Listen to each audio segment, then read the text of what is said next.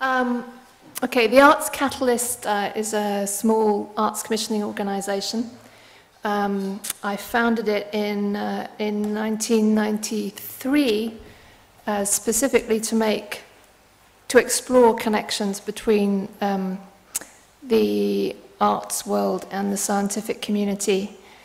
We're a small organisation. There are 5 of us, two full-timers, myself and curator Rob Lafrene, and 3 part-time staff. Our project manager, Gillian Dickey, our education officer, Marion Carroll, and our administrator, Shiraz Kasaiba.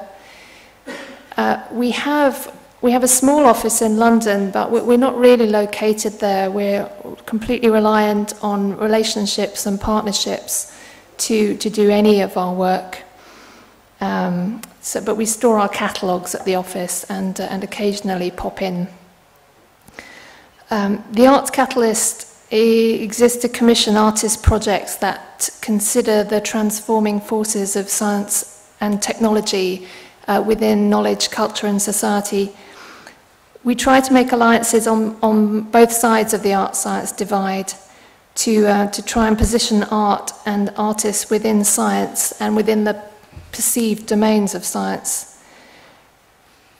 Since I set it up in the early 90s, our work has opened up many new possibilities and opportunities for artists to cross specialization boundaries and to gain access to the advanced processes and technologies of science and to the restricted sites of science.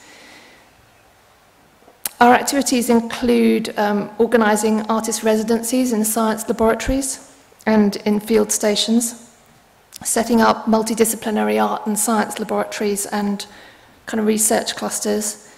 We run workshops for artists to learn new techniques of science. And we run strategic research projects, conferences and seminars. Our primary function, though, is to enable artists to achieve the projects that they wish to achieve. We also have a big education program with young people in schools and colleges. So kind of through all these different processes, we've commissioned and produced over 60 new artist projects, as well as many other events in a very wide range of spaces, art galleries, science museums, and public spaces such as hospitals, outdoor sites, schools. We aim to engage diverse audiences and communities with new ideas and approaches, including scientists and young people, teachers, decision makers, and academics, as well as the arts world. Our motivation is to contribute subtly to changing attitudes and to achieving with our audiences a deeper understanding of the world. I think our projects try to raise questions about the technological, socio-political and environmental forces that affect life on Earth. We want to break down specialization boundaries so that key kind of contemporary issues of importance to all of us can be discussed from a variety of different perspectives. And can also be discussed with non-specialists, or what we call the public.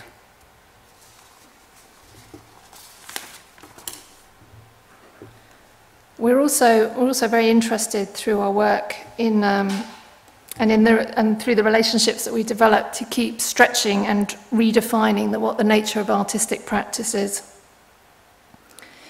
I suppose as the idea of art as a valid form of inquiry alongside science has gradually gained currency over the last decade, and particularly over the last 5 years. So the Arts Catalyst has specialised in taking art to the frontiers of research, remote and fragile environments, biotechnology, space exploration, and into examining the cultural, social and political context of science. I think at the moment our work falls, I suppose, into a number of strands that we've been exploring.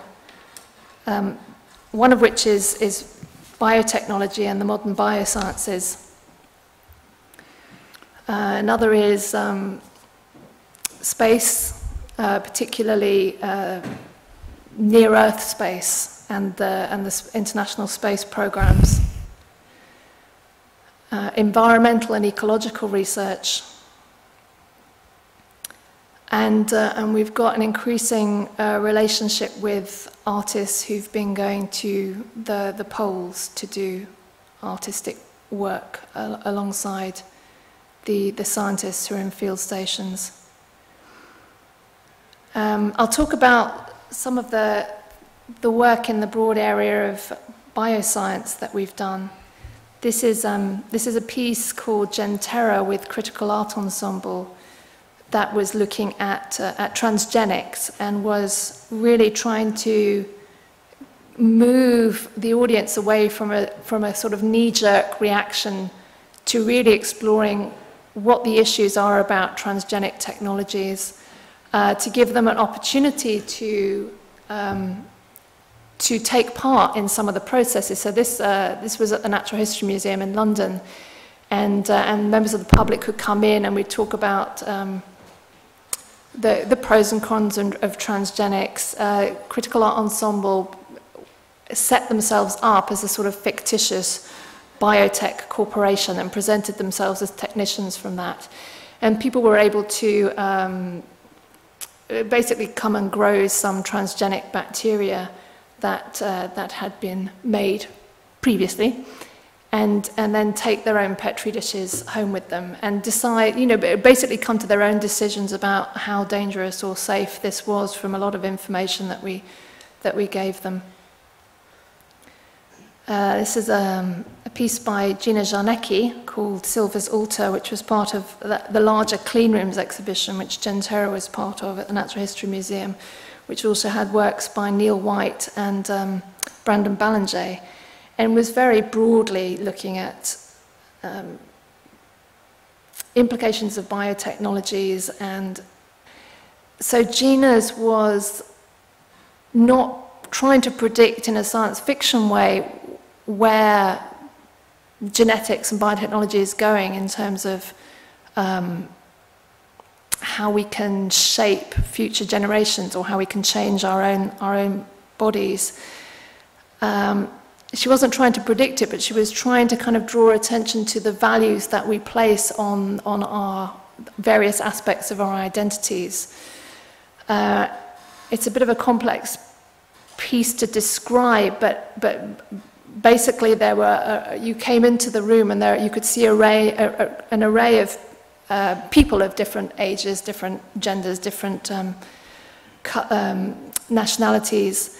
And if you stood various places on the mat, you could select one and they would come forward and you would hear information about them. You would see a DNA test that we'd done actually on colour blindness. And we picked colour blindness because it was a fairly safe thing to go for. You can really see with colour blindness. It's one of the things that is actually kind of switched on or off by DNA. And other kind of impairments are much more subtle than that and involve a whole kind of complex setup. But the other thing is it wasn't going to be a disaster if this person found out that they were colourblind, which was something that we wanted to be aware of. Anyway, so you could select a person and find out a bit more about them, whether they were colourblind or not, and a little bit about their medical background, and then decide whether you were going to try and breed them or not. So it was just playing with ideas of what we actually value, and it was always quite illuminating to come in at the end of the day and see who'd been bred out that day, and that varied a lot from venue to venue.